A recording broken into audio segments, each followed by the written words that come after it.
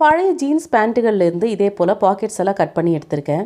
ஒரு ஜீன்ஸ் பேண்ட்டோட ஒரு காலை மட்டும் கட் பண்ணி இதில் வரிசையாக அந்த பாக்கெட்ஸ் எல்லாம் வச்சு நம்ம கம் போட்டு ஒட்டிக்கலாம். நம்ம இந்த மாதிரி ஒட்டினதுக்கப்புறம் நம்ம உள் சைடும் இதே போல் ஒட்டி விட்டுக்கலாம். பாக்கெட்ஸ் எல்லாம் நல்லா கம்ப்ளீட்டாக ஒட்டினதுக்கப்புறம் நம்ம அதை திருப்பி போட்டு அந்த ஓரங்களில் இதே போல் மடித்து அங்கேயே நம்ம ஃபெவிகால் வச்சு ஒட்டி விட்டுடலாம்.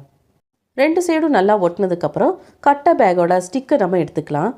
அதை எடுத்து அந்த மேலே நம்ம இதே போல் மடித்து அங்கே சாதாரண தையல் போட்டு விட்டுடலாம். இந்த மாதிரி ஸ்டிக்கு வச்சு நம்ம தைச்சி எடுக்கும்போது அதுக்குள்ளே அந்த ஸ்டிக்குக்குள்ளே நம்ம நூலை விட்டு நம்ம ஆணியில் மாட்டுறதுக்கு ரொம்பவே ஈஸியாக இருக்கும். இந்த ஸ்டிக்குக்குள்ளே நம்ம திக்கான உள்ள நூலை விட்டு நம்ம ஆணியில் மாட்டுற அளவுக்கு நூலை செட் பண்ணிக்கலாம். நம்ம ஸ்டிக்கு வச்சு இந்த மாதிரி தைச்சி நம்ம ஆணியில் மாட்டும்போது அந்த ஜீன்ஸ் பேக்கெட் நல்லா மடங்காமல் அப்படியே ஸ்டிஃபாக நிற்கும். அவ்வளோதான் ஃப்ரெண்ட்ஸ், நம்மளுடைய ஓல்டு ஜீன்ஸ் பேண்ட் பேக்கெட்டை சூப்பராக ரீயூஸ் பண்ணிட்டோம். தேங்க்யூ.